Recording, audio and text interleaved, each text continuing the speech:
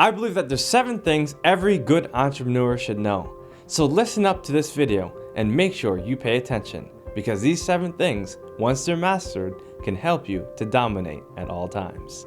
Speaking of dominating, make sure you dominate the clock. That's the first tip. Because if you dominate the clock and if you're in control of your time, you're in control of your life and you're in control of your business.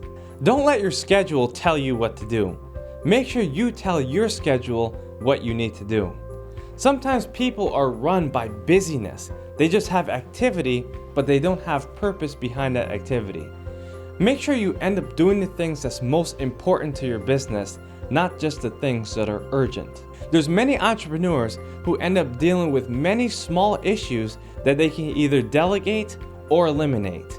Don't let that be you, because many times not only will you lose time, but you lose valuable energy that you can use to do the things that you do the best.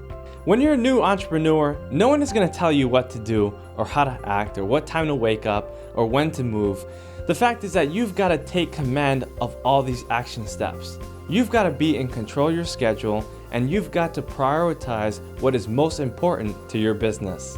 The second thing you should know as an entrepreneur, which is really important, is that you have to get your own benefits. No one is going to tell you which health insurance provider to go with. They're not going to recommend life insurance policies. They're not going to tell you which kind of insurances that you will need to protect your business.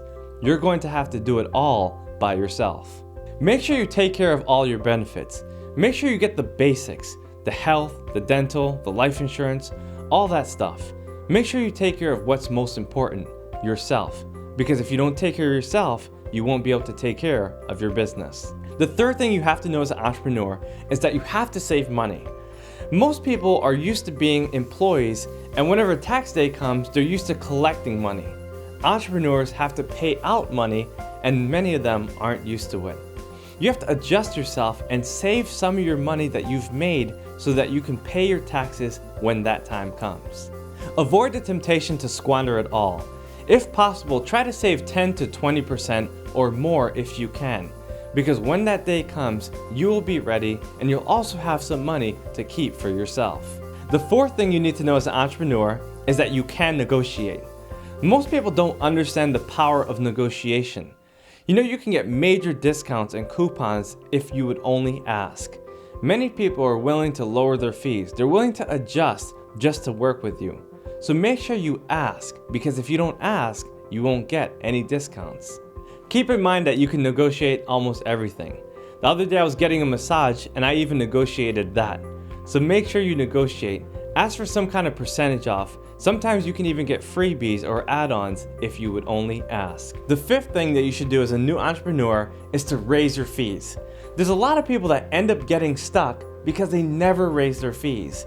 Raise your fees as soon as you become better, but don't do it too soon. The best time to raise your fees is when you have a full book of business and you don't have any more time in your schedule. Once you get to that point, make sure you try to raise your fee by 15 to 20% if possible. In many cases, you can double it depending on the service that you offer to your client. Now you might be asking, how do you raise your fees? Let's take an example of a masseuse who works at a massage parlor. Let's say she charges $50 per client and she's given hundreds of massages. Now that she realizes that she doesn't have that much time left, she needs to raise her fees. And all of a sudden she charges $100 an hour. Some of her customers might be in shock and she loses half of them. But since she has the other half, she's able to make the same amount of money, which is able to help her free up her time and help her to attract more clients to her business. The sixth thing every entrepreneur should know is that they need to create systems. I thoroughly believe that a bad system can kill a good person every time. We see it every day. But I also believe that if you have a good system, even if you're an average person, it can make you a superior business owner. When you first start your business, you're gonna have to train your employees to do everything. But eventually, your employees will begin to train you. At first, it might seem very simple. You're gonna tell them how to get napkins, how to change the staplers, how to check the mail. Little things that you think that they should know. But eventually, they're gonna start telling you what to do because you've trained them to become your best employees. Make sure you create systems that's conducive to your success.